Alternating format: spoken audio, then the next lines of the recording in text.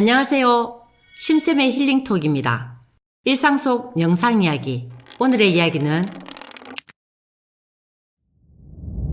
오늘은 명상을 통해 미래에 대한 불안에서 벗어나게 된 분의 경험을 전해드리겠습니다.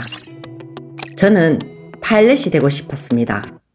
운이 좋게도 바라던 미국 항공사 조종 훈련생에 선발되었죠. 갈망하던 꿈을 위해 미국으로 갔습니다. 마냥 행복할 것 같았습니다.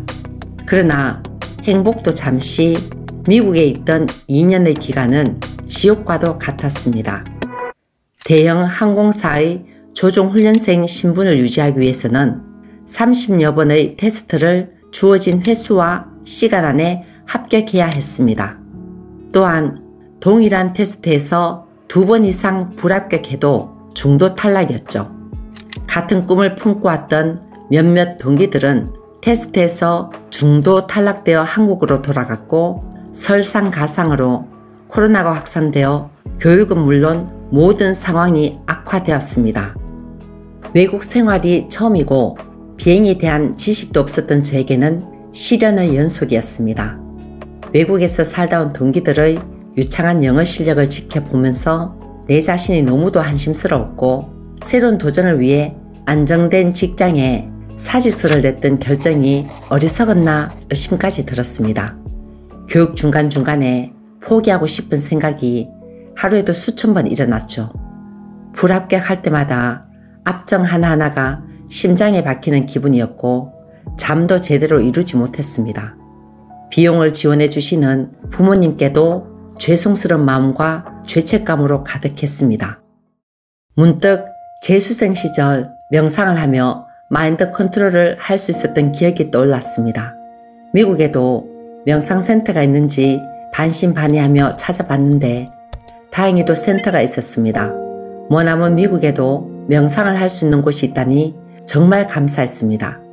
센터까지는 차로 3시간 걸리지만 코로나19 상황이라 온라인으로 진행할 수 있었습니다.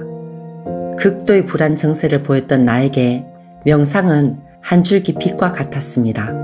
그동안 가득했던 불안감과 스트레스가 무엇인지 발견할 수 있었고 명상을 하면 없어지는 것을 확인할 수 있었습니다.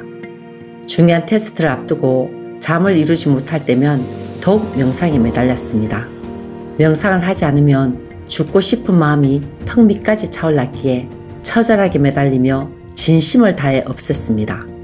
나를 불안 속에 가두고 나를 옥죄고 있던 것들은 미래에 대한 불안과 자존감이었습니다. 안정적인 기반을 다질 나이에 사직서를 내고 밑바닥에서부터 다시 시작한다는 불안감이 너무나도 컸습니다. 내가 목표로 한 것은 어느 누구도 나를 넘어설 수 없어야 했고 중요하게 여기는 부분에 조금이라도 스크래치가 나면 어떻게든 경쟁에서 이겨야만 했습니다. 그 과정에서 쌓였던 낮은 자존감과 불안의식이 나의 숨통을 조여왔던 것입니다. 하지만 수련을 하면서 이 마음 하나하나가 없는 것이고 아무것도 아닌 허상이라는 사실을 알게 되었습니다.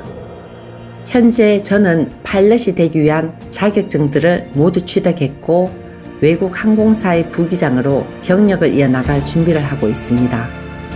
내가 무슨 복의 명상을 만나 이렇게 평온한 일상을 보내고 있는지 모르겠습니다.